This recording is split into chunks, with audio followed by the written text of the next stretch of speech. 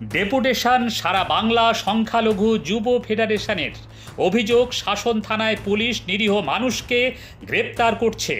উত্তর 24 পরগনা জেলার শাসনের খড়িবাড়ির এলাকায় যুবকের রহস্য মৃত্যুর ঘটনায় রাস্তার উপরে মৃতদেহ রেখে বিক্ষোভ দেখায় এলাকাবাসী।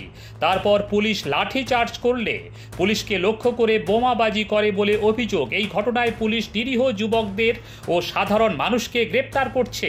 এই ঘটনার প্রতিবাদ জানিয়ে শুক্রবার সারা বাংলা সংখ্যালঘু যুব ফেডারেশনের পক্ষ থেকে বেলা 4টে নাগাদ এক প্রতিনিধি দল শাসন থানায় ডেপুটেশন জমা করে।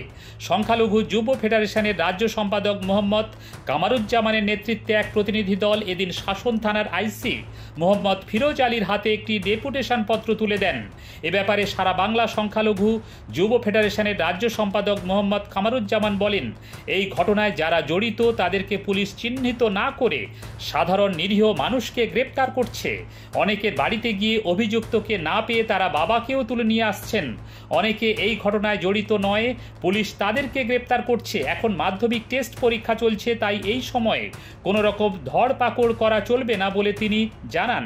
এই ব্যাপারে মোহাম্মদ কামারুজ্জামান আরও বলেন, শাসন থানার আইসি আমাদের কথা দিয়েছেন, যারা দোষী নয় তাদের কোনোভাবেই গ্রেপ্তার করা হবে না। প্রতিনিধি দলে ছিলেন সারা বাংলা সংখ্যালঘু যুব ফেডারেশনের রাজ্য সহ সম্পাদক নাজমুল আরেফিন, রাজ্য সহ সভাপতি মাহমুদুল হাসান, বাবর হোসেন, ডাক্তার মনিরুল ইসলাম, ইমাম নেতা মাওলানা বাহাউদ্দিন, গফুর আলী সহ অন্যান্যরা। শাসন থানার আইসি মোহাম্মদ ফিরোজ আলী বলেন, যারা এই ঘটনায় প্রত্যক্ষভাবে জড়িত ও ক্যামেরায় যাদের দেখা যাচ্ছে পুলিশ তাদের বাড়ি যাচ্ছেন। ডেপুটেশনে তাদের বক্তব্য ছিল, মূল ঘটনায় কাউকে গ্রেপ্তার করা হয়নি, কিন্তু এই ঘটনার মূল আসামিকে গ্রেপ্তার করা হয়েছে। এখানে খড়িবাড়িতে একটা অ্যাক্সিডেন্ট ঘটেছে, সেইটাকে কেন্দ্র করে যে মানুষগুলো ধরা হচ্ছে তাতে কিছু নিরীহ মানুষকেও ধরা হয়েছে। একটা ছেলেকে পাওয়া যায়নি, তার নামে সে অভিযুক্ত, কিন্তু তার বাবাকেও পুলিশ গাড়িতে করে তুলে নিয়ে এসেছিল। এই বিষয়গুলো খুবই দৃষ্টিকটু। কারো বাড়িতে বাড়ি ভেঙেছে বলেও আমাদের অভিযোগ। এগুলো পুলিশের কাজ নয়। সেইটা নিয়ে আমরা বললাম যে যারা অপরাধী তারা শাস্তি পাবে, কিন্তু যারা নিরীহ মানুষ তাদেরকে যেন বৃথা হয়রানি না করা হয়, পুলিশ যেন তাদেরকে গ্রেপ্তারি না করে। পুলিশ আজকে আমাদেরকে কথা দিয়েছেন, শাসন থানার আইসি, যে যারা অপরাধী নয় তাদেরকে আমরা ধরব না। যারা ফিল্ডে ছিল এবং যারা পুলিশকে হেনস্থার পিছনে যাদের দেখা যাচ্ছে একেবারে মুখের ছবি, কেবলমাত্র আমরা তাদেরকেই চিহ্নিত করব এবং তাদের বিরুদ্ধে আইনি প্রক্রিয়া চালু করব। কিন্তু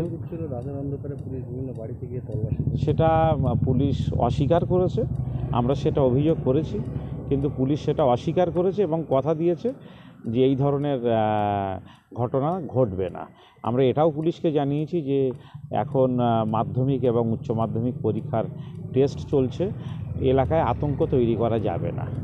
পুলিশ আমাদেরকে আশ্বস্ত করেছে এবং যে মুসলিম ছেলেটি মারা গিয়েছে সেটা পুলিশের বক্তব্য আত্মহত্যা, কিন্তু তার নিয়ে একজনকে তারা গ্রেপ্তারও করেছে এবং আইনি প্রক্রিয়া চলছে। যারা অপরাধী তারা শাস্তি পাবে বলে আমাদেরকে আশ্বাস দিয়েছে। ব্যুরো রিপোর্ট, শাসন বাংলা টিভি।